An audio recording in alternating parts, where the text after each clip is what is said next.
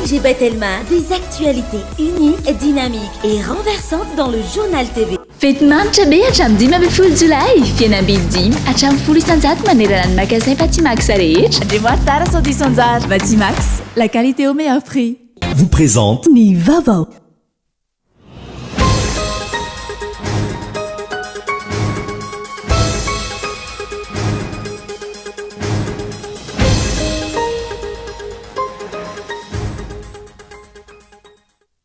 Mitombo isan'ny manitra eto Madagasikara noho ny tsy fahaiza mitantana ataony Andry Rajoelina. Mifamatitra amin'izay tsy fahaiza mitantana izay ny resaka kolikoly. Ny fitantanam-bola tsy mazava, ny resaka fitsarana, indrindra eo amin'ny sihatry ny fananan-tany.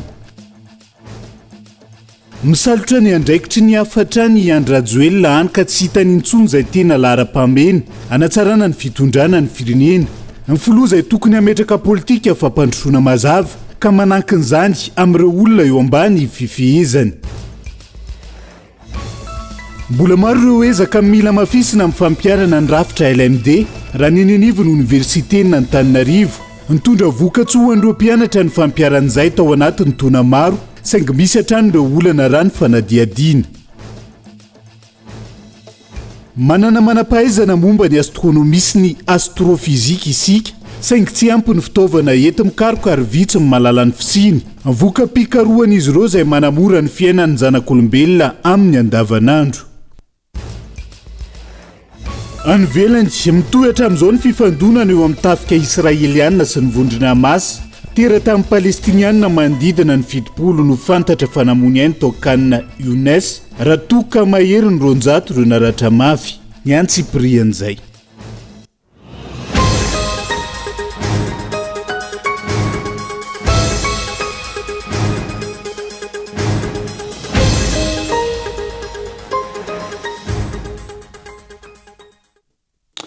Ngadondray ny amin'ny valora alina fotoana ny fampalalam-baovao eto amin'ny fitalavitra kolo. Atena ny araba tomy kilasy tongovavy manasana ihany koa. Anaraka izay matoa andatsoratra vetrany nondeha nokafatsika ny fiarana amin'ity ala ity. Raha ny tatitra farany navoaka ny banky iraisam-pirenena mitombo isany manitra eto Madagasikara noho ny tsy fahaiza mitantana ataony Andry Rajoelina. Mifamatitra amin'izay tsy fahaiza mitantana izay ny resaka kolikoly sy ny fitantanam-bola tsy mazava, ny resaka fitsarana indrindra eo amin'ny sihatry ny fananan-tany. Tsy misy zavatra mangarahary eto Madagasikara ratsy ny noty azo ny Andry Rajoelina mikasika ny fitantanana ny firenena amin'izao fotoana izao. Matoa andahatsoratra. Feno iray volana ny alahady 20 Jolay lasa teo ny andrana teleferika notarian'ny Andry Rajoelina. Notonon'ireo olo manan-kaja sy masoivo nasaina manokana tamin'izany. Tao anatin'izay iray volana izay, nangina tanteraka ary tsy mbola nisy daty mazava manondro ny fandehanany ka ho afaka andehanan'ny beseny maro. Raha ny fantatra lohatreto, mbola maro ny pitsopitsony tsy maintsy alamina eo amin'ny lafiny teknika sy ny resaka fitantanana ny fitrandrahana. Izany hoe mbola tsy fantatra mazava ilay orinasa hitantana ny fitrandrahana io zotra loranjo io, ny fiarovana na ny sécurité sy ny maro hafa. Io zotra loranjo io ihany koa izay tsy mbola vita raha tsy miainga avy eo anosy hatreny ny sorano ihany, ary ny taona 2024 vao vita tanteraka raha ny fanazavana. Fa mahana ny olana amin'ny fitohanan'ny fifamoivoizana no tanjona. Saingy tena izay tokoa ve no tena zava-misy. Iandry teleferika izay miantona fotsiny amin'izao fotoana, iandry teleferika izay tsy mandeha akory, ary tsy takatry ny besin'ny maro ve ny fitohanan'ny fifamoivoizana eto amintsika. Iandry io teleferika io ve ny fanamboarana sy ny fikojakojana ny lalana eto Antananarivo renivohitra. Ny zava-misy aloha mitombo isa ny tsy anasa eto amintsika, ka mampitombo isa ireo mpanao taxi moto sy taxi bisikileta. Izany hoe vao maika miafeno ny fifamoivoizana. Efa mitombo isa ihany koa aza amin'izao fotoana ireny cyclopus ireny, na dia mbola faritra vitsy aza no ahitana izany.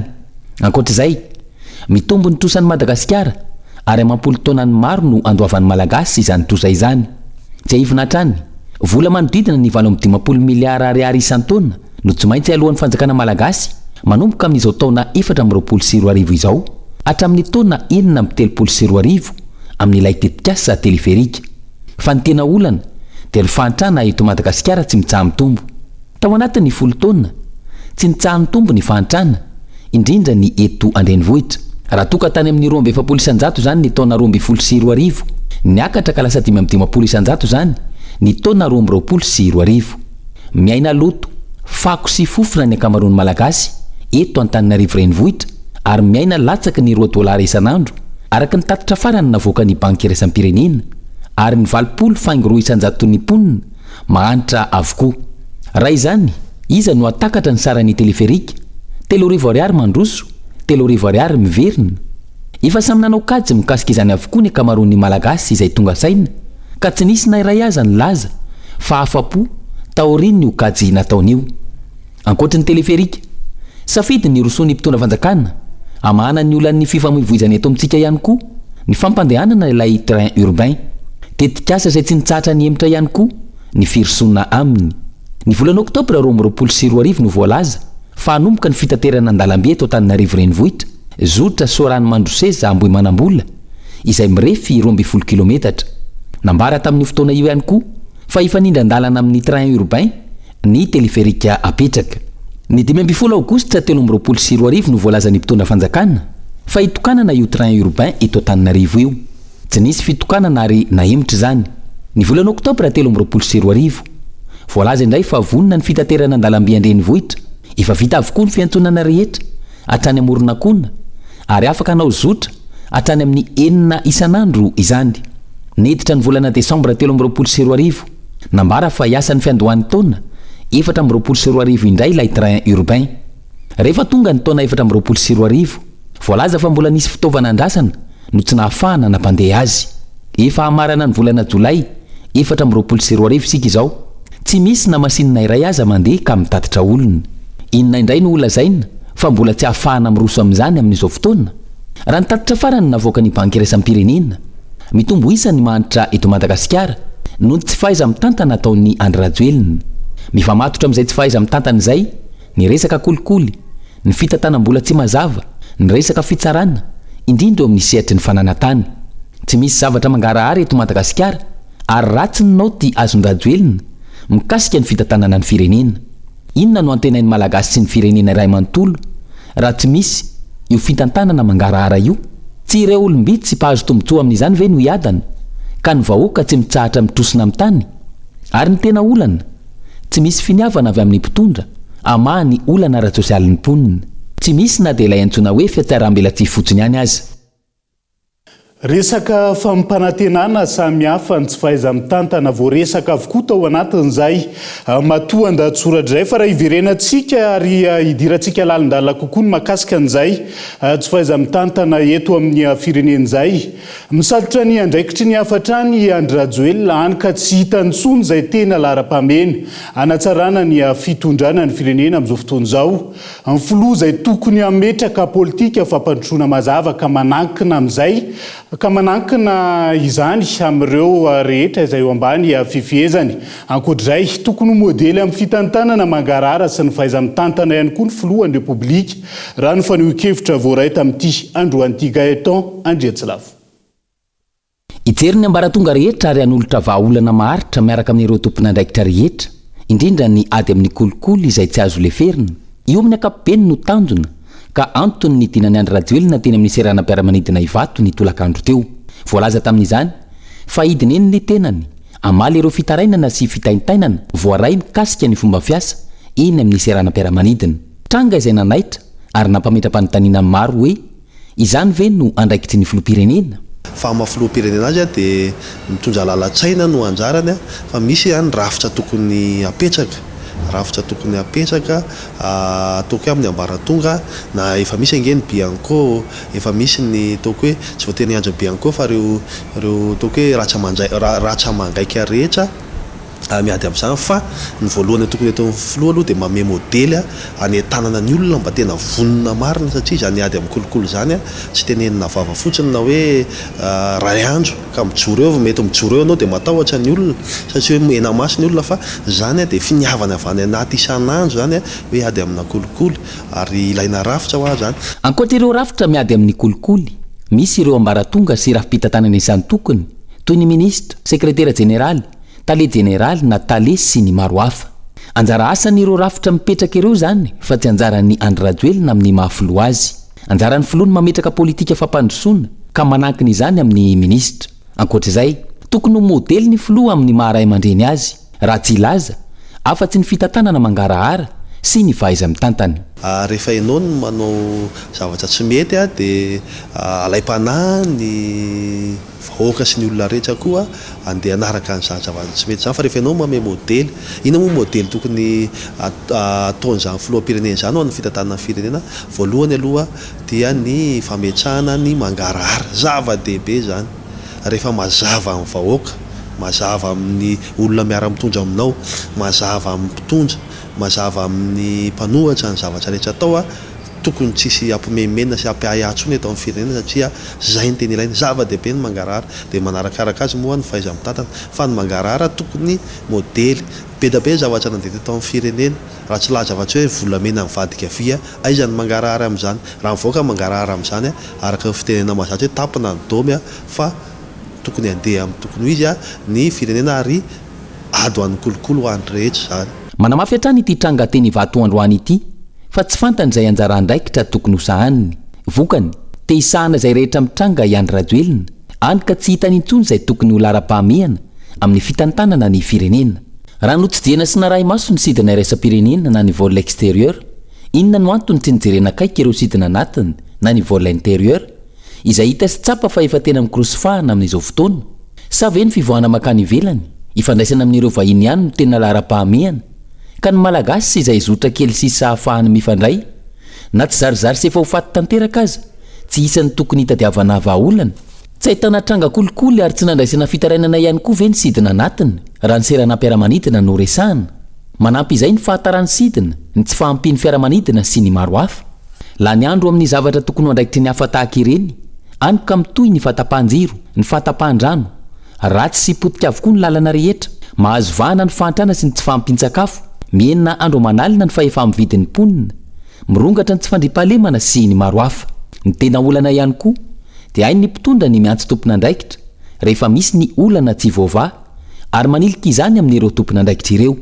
Ohatra amin'izany ilay tsy nahafahana ny kojakoja sy nanamboatra ny lalana teto amintsika.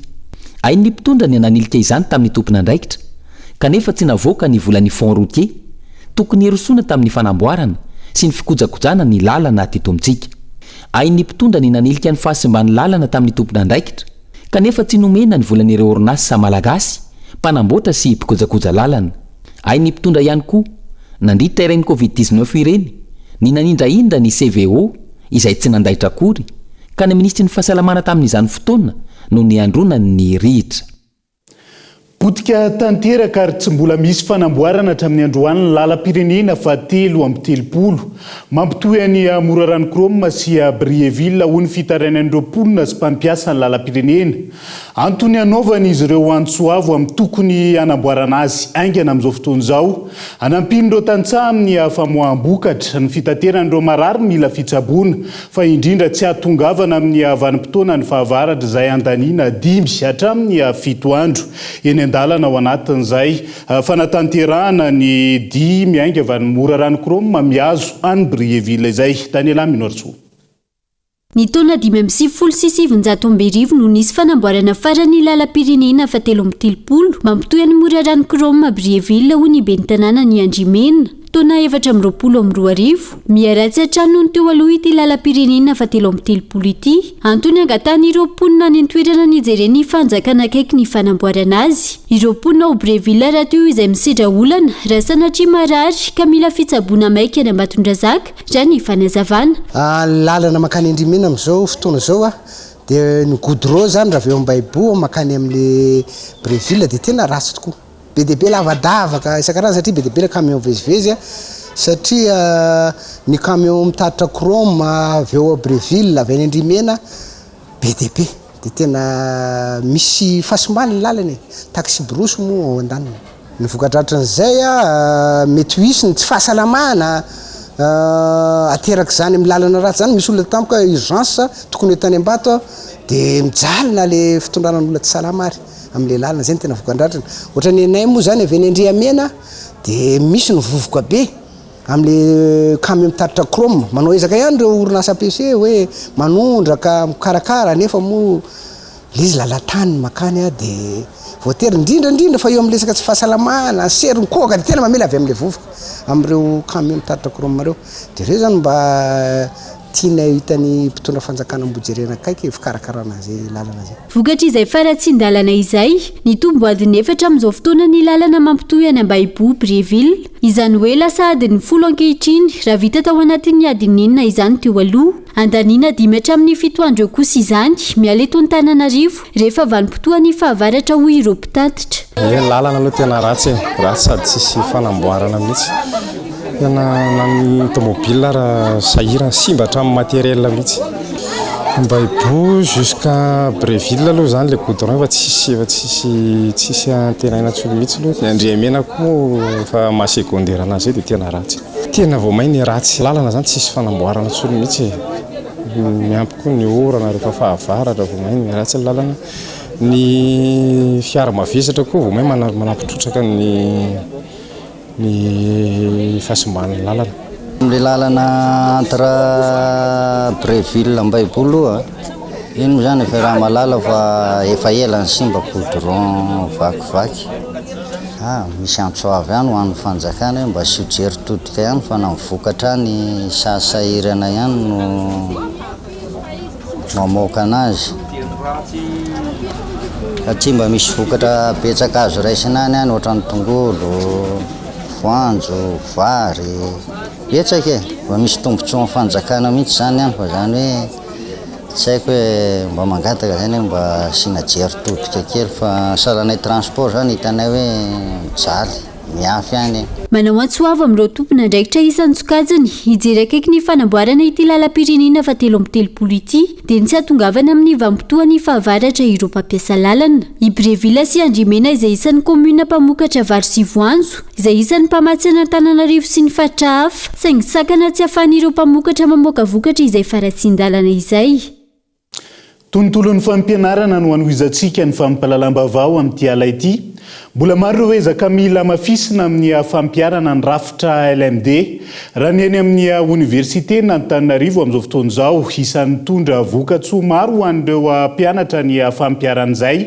Raha ny tao anatin'ny taona maro saingy misy hatrany ireo olana eny anivo ny anjery manontolo hatramin'ny androany ho ny soja be ny faculté ny EGS nanaovana fanadihadiana fity nokolona.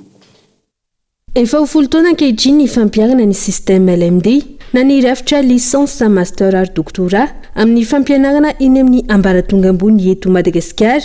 Samy tsy maintsy mampiatra izany avokoa ireo université miankina sy tsy miankina amin'ny fanjakana. Isan'ny mampiavaka io rafitra io ny faharetan'ny fotoana ianarana. 7 hatramin'ny 5 ora no ianaran'ireo mpianatra. Ny 13 hatramin'ny 14 ora amin'izany no ianarana any amin'ny mpampianatra. Ny ambon'izay ny mpianatra no mameno azy sy amin'ny alalan'ny fikarohana manokana atao. Hatramin'ny androany mbola sarotra ny anatanterana izany ho ny sojabe ny fakulté-ny économie, gestion ary sociologie tafiditra anatin'izany ny olana amin'ny fototra-afitrasa. ny tena hitako hoe mbola mila novana zany sy mila mazaka koa miresaka passerelle zay ny amin'ny fahafahampianatra zany ohatrany hoe mameno an'ilay unité d'enseignement amina élément de constitutif samy ary ohatrany hoe à la carte zany hoe iny zany mety satria somary mbola amteveny somary mbola cloisonné ihany la izy eo zany anisan'ny mipetraka ihany koa ny anakiraingizabe ihany koa anatin'ny système LMD napetraka ny hoe travail personnel an'ny étudiant zava-dehibe dia eo zany nefa ny tokony hisy fahafahana kokoa omena an'ilay mpianatra miresaka fitaovana miresaka fotoana fahafahany mitrandraka an'izay le hoe travail personnel an'ny étudiant zay satria miroapolo hatramin'ny 3 isanjato zany no omena aty amin'ny toeram-pampianarana dia ny ambiny izy tombony amin'ity rafitra ity ankilany ny fidovian-danja amin'ny diplôma malagasy amin'ireo fianarana any ampitan-dranomasina tsy misy intsony diplôma toy ny bac plus 2 na ny maîtrise ahafahana mifandray amin'ny anivelan'ny rafitra raha ny fanazavana hatrany. Ankoatra izany ny fahafahan'ireo mpianatra mifindra sampam-pianarana hafa rehefa mafen'ny crédit na ntarantsy antsoina hoe élément constitutif mandritra ny taom-pianarana. Zay tokoa nisan'ny afaka zany hoe ahafahantsika zany ny mitovy amin'ny any ivelany amin'ny resaka diplôme omena licence master doctorat dia natao mirindra arak'izay dia eo ihany koa zany hoe fahafahana mbola andalana moa zany tsika zany amin'io tsy manana ny hoe tsy manana fahafananao ny ametraka ny hoe mitevany hoe évaluation ny tomban'ezaka momba ny LMD ny fahitako asotsa zany dia zay hoe mbola betsaka ny dingana mbola mila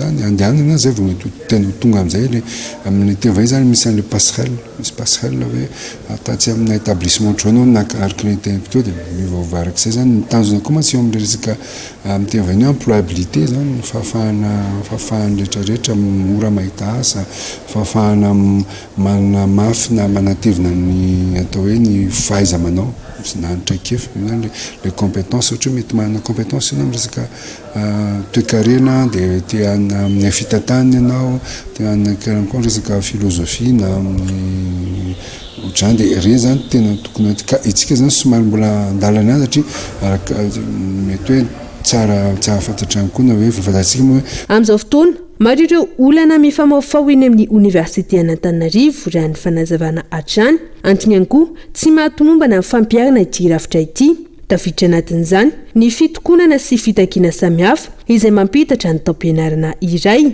enim-bolana ny semestra iray ary miisa 2 izany amin'ny taom-pianarana iray vao mahavita ny licence 1 na ny taona voalohany raha ny rafitra LMD tsy aivina nanomboka tamin'ny taona 2024 no nanomboka ny famolavolana ny rafitra LMD tamin'ny fampianarana ambony eto Madagasikara voalaza fa tamin'ny taom-pianarana 12 raika amby 12 hatramin'ny 13 4 no anovana miadana ny rafitra ny fampianarana ambony raha ny didim-panjakana nivoaka tamin'izany fotoana taorian'izany ny rafitra LMD no niditra teto amin'ny tsika ankehitriny mbola mampametra-panontaniana ny hoe mitovy lenta amin'ny LMD any ampitan-dranomasina ve ny rafitra LMD misy eto Madagasikara izay ny makasika ny rafitra fa raha ny zava-misy amin'ny akabeny eny anivon'ireo université mpanjakana eto Madagasikara amin'izao fotoana izao matsiaro miady rery tsy misy mpiary ireo mpianatra eny anivony ambaratonga ambony raha ny fanambarana izay nataon'ireo filohan'ny mpianatra tamin'ity androany ity very tanteraka ho izy ireo ny asa ny fampianarana ambony eto amintsika noho izay fanaovana tsinotsinona ny fitarainan'ireo mpianatra izay ireto farany izay mikasa ny manambana ny anamafy ny fitakiana raha toka mitoy hatrany ny fanaovany fanjakana be marenina ao anatin'izay Christian Ndimby tsy afapo amin'ny fomba fiasan'ireo tompon'andraikitra ambony mikasika ny fijerenan'ny olan'ny mpianatra eny anivon'ny université maromaro eto Antananarivo ny solotenan'ny mpianatra izay nanao fanambarana tamin'ity androany ity ataonany maro tsy misy fanjakana mihainy ny fitarainan'izy ireo manoloana ny olana mikasika ny vatsim-pianarana sy ny fisitrahana jiro sy rano ho an'ireo mpianatra eny amin'ny université manoloana ny zavatra misy ety amin'ny université dia tonga eto izay filohan'ny mpianatra miaraka amin'ny mpianatra maro izay hanao fanambarana makasika izay olana maro izay ny olana voalohany dia makasika ny vatsim-pianarana ihany izay olana verimberina misy ety amin'ny anjerimanontolo manerana Madagasikara mihitsy zavatra izay tsikaritra ary mbola maro ny mpianatra tsy nahazo tsy sitraka vatsim-pianarana noho ny olana izay azo lazaina hoe avy amin'ny tompon'andraikitra tsirairay ambony dia izay zany tonga ny fanao fanambarana eto hoe mitaraina izay vao ny olany ny vatsim-pianarana ho an'ireo ankizy ireo manarak'izay dia makasika ny fahadiovana izay hitantsika ty fa maina be ny nadobotrondry ety akatso ety dia efa tsisy rano intsony nisy ny fidina jeramata aty kanefany tsy mahava olona tanteraka le izy satria ny rano tapatapaka tsy mazaka ny pression zany tsy mazaka ny ty ilay filampianatra kory ny WC dia tena tsy haintsony ny lazana azy efa niompefo izy ireo izay fanaovana tsinotsinona sy fanaovana be marena ny fitarainan'izy ireo izay reto farany izay manambana ny anamafy ny hetsika fitakiana raha tsy misy vahaolana matitra aroso ny mpitondra fanjakana eo anatrian'izay fitakiana izay dia tsara manamarika fa tsy sitrapona velively tompoka ny hidina an-dalambe fa efa miopiefy ny tsy fihainonana mpianatra ny fanomezana toko fitakanay efa marary loatra indrindra zay amin'ny polyteknika ireo fotodrafitrasa eny aminay dia tena efa tao anatin'ny 20 taona no tsy nisy fanavaozana raha mitoy ao anatin'ny 5 taona manaraka tena maro mba tsy lazako hoe tsy azo ampiatrarana ntsony ny cité universitaire ena fotoforona izay dia takeny amin'izava efa nisy ihany koa fampanantenana nataonay izay foana ny lazako hoe ireo fampanantenana pro4 izay na polytechnique manokana ihany koa satria efa be dia efa imbetsaka no lazainy fa hanomboka ny asa fanamboarana sy fanatsarana ny cité anay izay misy 2 hatreto nefa dia hatramin'izao mbola tsy misy ka angatahanay angavinay anareo fitondrana mahefa mba hijery ny zava-misy mariny dia nanivo polytechnique fotoforona ifarana afaka 2 volana mahery eo ny taom-pianarana 324 sy 424 saingy mbola maro ireo mpianatra noho tsy nisitraka io vatsy-pianarana tao anatin'ny 3 volana farany io ho hiatrany ny fanazavany miandry fidinana andalam-be hatrany ve ny mpitondra fanjakana voandraindraikitra manoloana izay famahana ny olany mpianatra izay dia izay ihany koa no hoentintsika miseny vetivety ao anaty dokafohy mbola maro ny fanadiadiana sy vaovao misongadina mbola hoentina aminao rehefa avy eo santionan'izay ny vaovao mahakasika ny astronomie sy ny astrofizika ny resaka lanitra sy ny abakabaka ao anatin'izay hoe zahantsika hoentina ao anatiny tapany faharoa ny fampalalamba avao rehefa avy eo aza misaraka aminay ary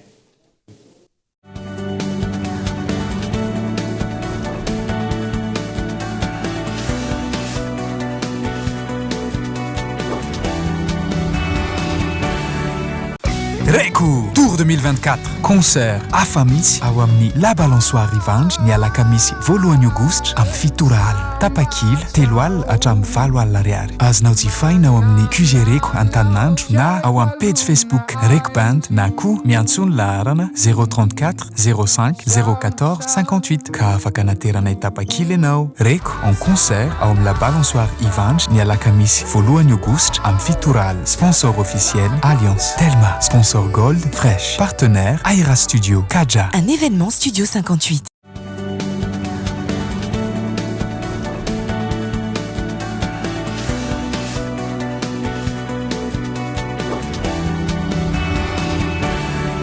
Mamenina ny arabatrany tombo klasia tombo vavy tonga soa indray atao anatin'ny tapany faharoa amin'ny fampalalamba avao amin'ity alay ity avy hatrany dia tontolo ny fikarohana nondeha nokafatsika izay tapany faharoa amin'ny fampalalamba avao zay manana manampahaizana momba ny astronomie sy ny astrofizika Madagasikara saingy tsy ampy ny fitaovana eto mikaroka ary vitsy ihany koa mahalala ny fisiny izay sehatra izay amin'izao fotoana izao mivoaka mpikarohan'izy ireo izay manamora ny fiainany zanak'olombelona amin'ny andavanandro raha tsy ilaza fa tsy ny resaka caméra ny fampiasana ny rayon X ary ny resaka radiographie amin'ny sehatry ny fitsaboana onona saina no mitatitra ny antsiprian'izay ny astronomie zany dia fikarohana momba ny siansa toy ny siansa rehetra ihany fa izy siansa ny abakabaka volana kintana ary planeta sy galaxie eny amin'ny abakabaka eny dia anisan'ny siansa tranainy indrindra nefa anisan'ny siansa mampiasa ny teknôlôjia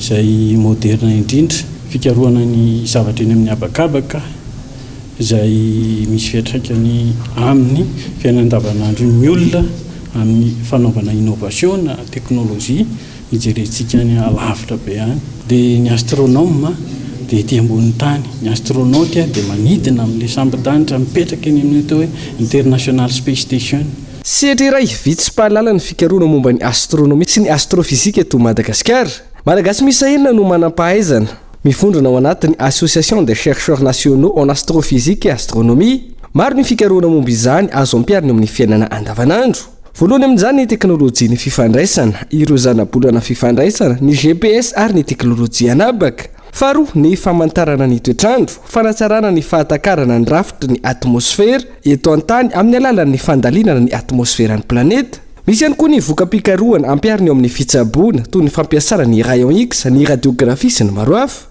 avy amin'ny fikarohana momba ny astronomie sy ny astrofizika ihany koa no ahafahana nanatsara ny angovo azoavaozana amin'ny herin'ny masoandro ankoatr'ireo ny fandalinana ny fiantraikan'ny meteorita sy ny fiovan'ny toetrandro eny anabakabaka ahafahana mahafantatra ny loza mety hitranga amin'ny tontolo iainana eto an-tany santino an'ireo fa maro ny tombontsoa azo amin'ny fahafehezana ny astronomie sy ny astrofizika raha ny fanazavana ankoatra ny tsy fahafantaran'ny malagasy ny fisian'izany eto amintsika sy ny asany efa ho tao anatin'ny 20 taona izao olana ny tsy fanana n'ireo mpiantsehatra malagasy ao anatin'ny astronomia sy ny astrofizika ireo fotodrafitrasa ilaina amin'ny fikarohana. Io ihany koa ny fotodrafitrasa, io ihany koa ny fitaovana hoentimanatanteraka, anisan'izany ohatra ny tokony hananantsika ohatra hoe laboratoire na observatoire anankiray mba hahafahan'ny mpikaroka mba mivelatra. Dia hatreto izany dia isa-taona dia manana mpianatra zahay 7 isa-taona eo.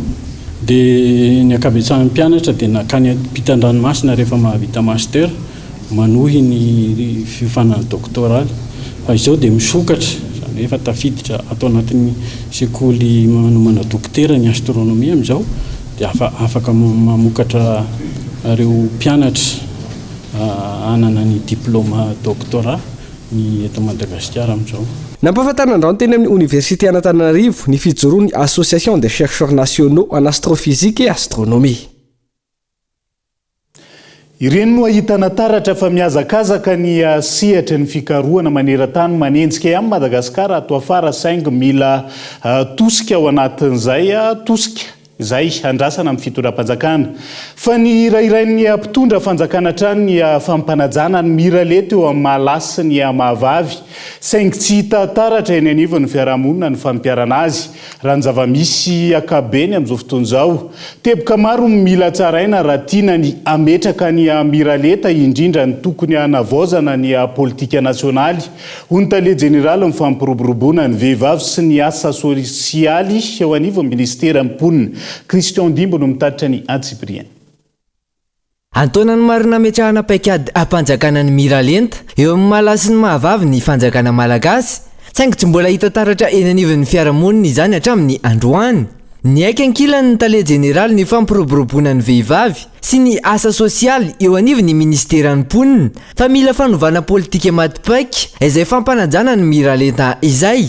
Ny tahan'ny vehivavy malagasy mandray anjara amin'ny lafin'ny fampandrosoana eto amin'ny firenena izay mbola voasokajy ho latsaky ny 100,000 hatrany ho hatrany ny fanazavana.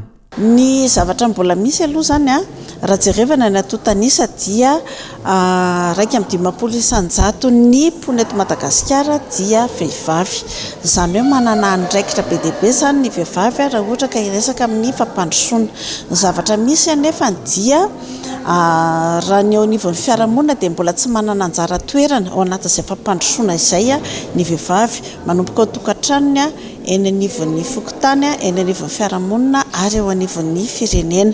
Dia izay no antony ametrahan'ny ny ministera mponina zany izay politika nasionaly izay ho an'ny fampitoviana ny zoan'ny lahy sy ny vavy mba ahafahan'ny vehivavy mba mandray anjara koa ao anatin'ilay fampandrosoana. Lasa manjary ny atsasa manila ny vahoaka malagasy lasa tsy mandray anjara anatin'ilay fampandrosoana raha vao tsapetrakantsika izay fampitoviana ny lahy sy ny vavy izay. Totosa androany tetsy amin'ny ministera ny raharaham-bahiny anosy ny atrikasa nandiniana izay politika nasionaly mikasika ny fametrahana ny miralenta eo amin'ny Mahalasy sy ny Mahavavy izay niarahana tamin'ny Komeza. Andrasana ao aorian'izao atrikasa izao ny vahaolana arosin'ny mpitondra fanjakana mikasika izay fampanajana ny miralenta sy ny fampiakarana ny tahan'ny vehivavy andray andraikitra bebe kokoa ho an'ny fampandrosoana ny firenena. Iverenantsika vetivety ny tontolo ny fanabeazana eto Madagasikara. Nofanina hianavaka ny fako ireo mpianatra klasy de 8e sy ny 7e atao amin'ny EPP Ivato tanàna nandritra ny efabolana fampiofanana ara-tontolo iainana miompana amin'ny fanadiovana ny tanàna no natolotra azy ireo izay nofaranina tamin'ny fomba ofisialy tamin'ity androan'ity. Kaeton Andriatsilavo. Tao anatin'ny efabolana no nanofanana ireo mpianatra eto amin'ny EPP Ivato village ahafana manitatra ny fotom-pisainan'izy ireo ka hayananja sy hikajy ny tontolo iainana amin'ny alalan'ny fanadiovana ny tanàna. Isan'ny nisongadina tamin'izany ny fahaizana manavaka ireo fako. Dia voalohany indrindra aloha ny fahadiovan'ny tanàna satria ny fametrahana ny bactéria anankiroa dia manam-pirofo fa isy amin'izay ny fanarinan'ny fako plastika sy taratasy izany tsy mifangaro amin'ny fako mando intsony dia anisan'ny fahadiovan'ny tanàna izany.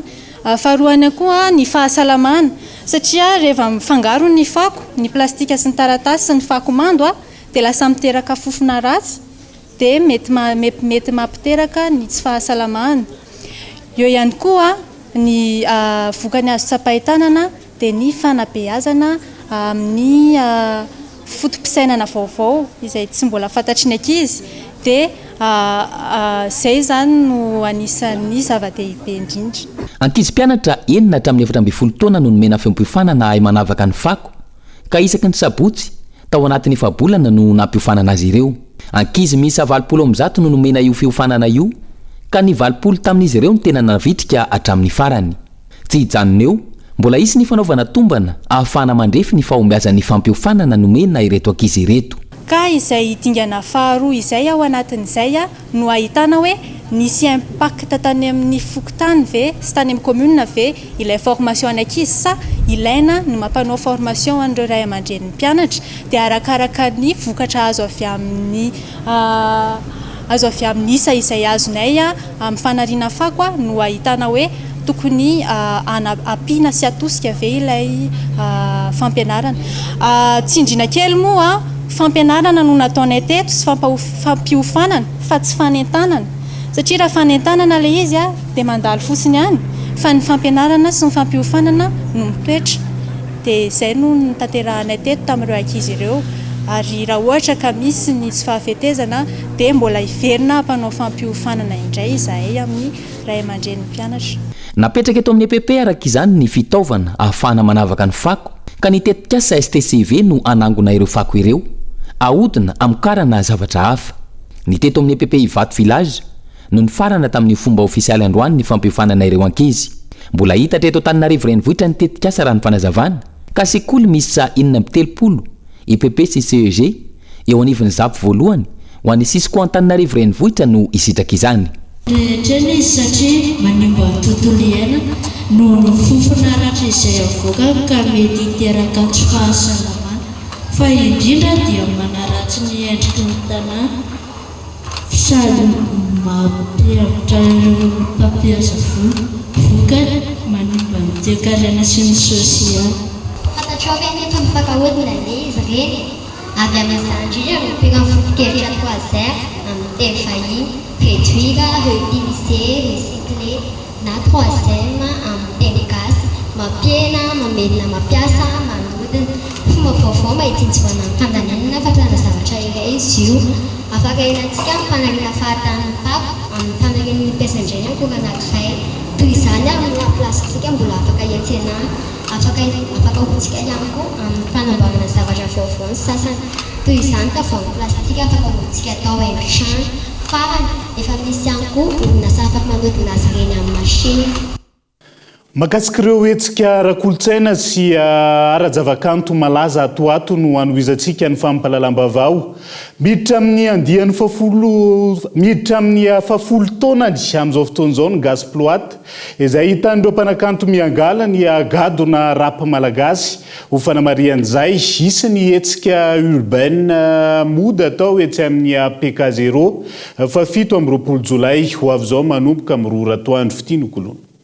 Tafiditra anatin'ny fankalazana ny 10 taona ny ankehitriny ny Gasploat izay ahitana ireo mpanakanto manao ny gadona rap maro toa ny Agrada sy Tsota ho fankalazana izany isy ny hetsika izay ho tanterahina amin'ny 7 Jolay ho avy izao etsy amin'ny PK0 isan'ny ampiavaka ity hetsika ity ny famaranana amin'ny fantsilaina izay fifaninanana rap efa nataon'ny Gasploat hatramin'izay misy avalo ireo tovolahy tafiakatra amin'izany dingana faran'izany anatin'ny urban mode. Fantsilaina dia karazana ligue izy io fa zany hoe tany andafy aloha ny atombohana zany fa raha resaka hoe ligue na battle zany hoe clash misy MC anankiroa zany hoe mpanao rap anankiroa mifandramatra amin'ny resaka taimbava zany no tsaraina saingy misy lalàna le izy fa tsy afaka ny hoe manao taimbava raha teneniko fotsiny zao reo manao misy opa ao anatin'le izy sanatria zany hoe raha sanatria misy opa ao anatin'le izy dia efa point anankiray afaka éliminena anazy satria tsy ampy taimbava zany ianao raha vao manao opa dia misy battle anankiroa le izy zany hoe battle ray fa ronde anankiroa ohatrany hoe box zany ronde ray manao ny ray dia mamaly ny ray manao ny ray dia mamaly ny ray dia mitsara ny mpitsara. Aorian'izay isy ihany koa ny seho miavaka iarahana amin'ny Agrada, Tsota, Trisia ary ALP fampisehoana izay hitondrana ireo hira nanamarika ny rap noforon'izy ireo tao anatin'ny 10 taona izay. mahakasika ny hetsika amin'ny atsipiriany moa zany a dia arak'le hoe teny tsota teo hoe zay no miantso ny mpakafianay dia dikan'izay zany a any monsieur miavaka zay raha tsy ilaza fotsiny zay hoe misy apahany zany mety tsy hoe mety fa misy apahany ho tendrena dia misy apahany ho lalovina miaraka amin'ny DJ moa mazava ho azy a dia neo miresaka déco ana scène amilay be misy écran géant misy lumière amilay be a dia zay aloha ny amin'ny ankapobeny dia resaka show koa ny hira tsy le hira ataona eny amin'ny hoe ohatrany hoe eny amin'ny ohatrany hoe manao ery be valala ohatra zay na manao ery Tsonjobe tsy de tena reny loatra ny banao fa hira le tsy de filalovina eny ambony scène nefa tian'ny olona dia reny tena ibanao anatin'le izy a dia tsy haiko raha misy anampiana anazy moa tsota mendrika hotoanana avokoa ireo talenta samihafa amin'ny kanto malagasy raha ny fanazavany teo anivon'ny Telma izay isan'ny mpanohana ofisialy hiavaka ny loka ho an'ny mpandresa amin'ny fantsilainina izay iarahana amin'ny gasploit raha ny fanazavana ankoatra ny fanohanana ny talenta amin'ny rap vaovao hita manaraka eo manambahiny ny sampana fampalalam-bavao amin'ity ala ity dia tsy iza fa raha solofony aina avy amin'ny tarika areko miarabanao tonga soa ato anatin'ny fampalalam-bavao ny kolo amin'ity ala ity arak'izay dia misy ny fampisehoana zay ho karakarainareo ndray atoato manahoana sy manahoana ny mahakasika azy io fi ye miarabanareo rehetra ny tokantrano miarabany ato amin'ny plateau ihany koa manome fotoananao indray nitarika areko ny voalohany volana aogositra ho avy izao ao amin'ny la balançoire ivandry amin'ny fitora alina dia mivomvavahady fa fitora sasany kosa manomboka ny fety ny tapakila dia manomboka amin'ny 30,000 ariary ka hatramin'ny 80,000 ariary azonareo jifaina ao amin'ny Brao any studio 58 Taninandro na koa raha tianareo aterina bianareo dia afaka miantsonareo ny 034 05 014 58 mo raha mandrika toerana ihany koa dia afaka miantson'io raha misy information mila fatarinareo ihany koa ohatra ny tafiditra ao anatin'ny fanamariana ny fadimitaona ny tarika areko izy ity mety misy ve ny karazana seo mety ampiavaka nyty fampisehoana ho karakaraina ny voalohany volana aogositra ity ye marina mihitsy zay ao anatin'ny fankalazana ny fahadimitaona nitarika mihitsy moa ny ireko amin'izao fotoana izao dia hito any mampiavaka an'ito hito ny concert alohan'ny farany ataonay eto Antananarivo amin'ity taona ity zany hoe hito ny concert farany alohan'ny farany eto Antananarivo mbola isy ray zany mbola isy ray any ririnao fa fantatrareo ihany ny vaovao momban'izay ye manahoana mety aritra adiny firy eo ny fampisehoana mety ho iraina daholo ve ny hira nafatarana zany tarika reko zany hatramin'izay ianao rery ny tarika reko rery ihany koa hoe samy misy ny ampanakanto hafa mety nasaina manokana ye ny tarika reko rery ihany no ao amin'io fotoan'io ny hira nafatarana ny tarika hatramin'izay dia hoe zahana ho atao ao daholo maharitra eo amin'ny adiny 2 mahery eo ny fetintsika amin'ny fotoan'io isy ihany koa ny fotoana iarahana miresaresaka sy misotrosotro zava-pisotro mahafinaritra rehefa tapitra dahoery fanentanana farany ho an'ny mpanaraka ny fampalalam-bavao amin'ity ala ity zany ho avy amin'ny fampisehoana isany azo lazainy ho goavana ihany koa zany farany tongava daholo reto iaraka iana fotoana mamy betsika amin'io iaraka hirahira ifalifaly ifampizarany tsara dia azadiny ihany koa fa isy ny fivarotana ny album 1 2 amin'ny endriny vaovao na album izy io na amin'ny flash disque moa zany izany koa ny t-shirt hoty izy ny produit reko rehetrarehetra zay ahafahanareo manjifa sy makafia nitarika reko foana mirary sobe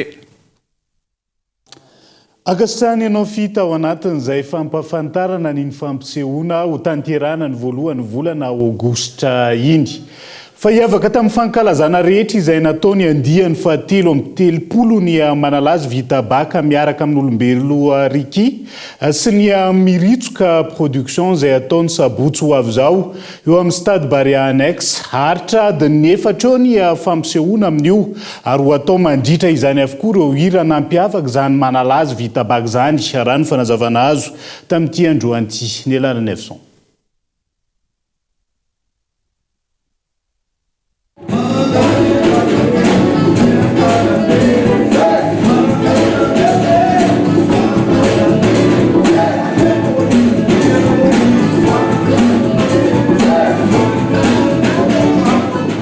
Hiavaka ny fankalazana ny manalazy vita baka andriany fahatelo amin'ny telopolo miaraka amin'ny olombelo Riki sy miritsoka production izay ho tanteraina ny asabotsy ho avy izao eny amin'ny stade Barea Annexe. Hiavaka ny fitaovana ampiasaina sy ny hira izay ho atao mandritra ny efatrora raha ny fanazavana. Taraina dia ity ny concert anisan'ny lehibe voalohany taorinan'ny kalazaina fa dia be folotaonanay eo nakabana ary azo atao hoe vonona eo nyvalivazy io ongotra mihitsy satria tena zavatra farak'izay tsara zay iritsokaratra am'izay fantatrareo fa matanjaka zay asana eny miteny an'izany resaka solo sana koa miteny eo fikarakarana fa anisan'ny matanjaka zay fa anisety fa mitondra ny torokity eo solo ny fikarakarana fa natonga fitaovana vaovao koa zay eo resaka jiro ary sana miteny fa jiro mbola tsisy mpana mety Madagasikara mitoloa ary hoan'ireny festival ngezy reny mihitsy ary amin'io no ampiasainay voalohany izy. Ho irena mandritra io fotoana io fa ny ankamaroany ireo fa rakira nampiavaka ny Manalazy Vita Bac ary ny fanazavana hatrany. Satria rakira samy manana ny tantarany daholo tao anatin'ny tontolon'ny Manalazy dia manomboka tany amin'ilay rakira voalohany zany hatraty amin'ny farany aty no tetezintsika ao anatin'ilay izy satria samy manana mitandrify azy le taranaka Manalazy. Misy le fatariana nany tamin'ny andro taratra zavana sy ry Léon Paris sy ry Kalangita sy ry kopakopa-tanana iny zao tena tantara hafa. Dia misy indray tamin'ny andron'ireo anila sy ry ranam-pamamasaka sy ry adininy ianao dia tantara hafa koa iny. Dia misy indray izy indrindra iny koa karazany hafa dia misy ny pakafo, misy ny robola zaza sy ry misy malahely iny koa tantara hafa dia misy n'iza ray koa album ray hafa koa tantara ray hafa koa iny misy ny romena masoandro sy ry hirahirany tsara sady tsy mety milaza dia misy ny rakira hafa koa ao tsara dia iny ndray misy ny loharano sy dia misy ny diaina misy ny ditsika sy ny atsapana zany hoe samy misy n'le tantarany daholo izy. Amin'ny 12 Ramaraina dia efa isokatra ny vavahady ny asabotsy ho avy izao. Ny sidatra no isan'ny hampanoana ofisialy ny hetsika. Azon'ny rehetra jifaina amin'ny ticket place na eny an-toerana ihany koa fa ny tapakila ho an'izay mbola anjifa izany. Izay ihany koa zany mahakasika ny Manalazy Vita Bac amin'ny sabotsy ho avy izao ny fotoana miaraka amin'ny olombelo Riky. Maresaka iraisam-pirenena mitohatra amin'izao ny fifandonana eo amin'ireo tafika Israeliana sy ny vondrona Hamas au banc de Gaza. Raha mitatitra avy amin'ny vondrona Masatrany teratany Palestiniana manodidina ny 7 indray no fantatra fanamony ainy tao kanina UNES raha toka mahery ny 200 ireo naratra mafy. Ary anarivony ireo voatery nitsoponenana vokatry ny fifandonana teo amin'ny rotonta. No hopitaly eo an-toerana izay efa saika hipoka amin'izao fotoana izao ary tsy ahitana fanafody intsony ihany koa ka tsy afaka mandray sy manafitra ny ainy ireo marary mila fitsaboana sy fandidina ny an-toerana amin'izao fotoana izao zay manao antsoavy eo anatrehan'izay fitohizany ady sy ny zavamisy any an-toeran'izay. Tapitra eo ihany koa ny fiarahantsika ho any androany naiza misy anao hankasitrana hatrany ianao nanaraka ny fampahalalam-baovao hatramin'ny farany. Veloma tompoko.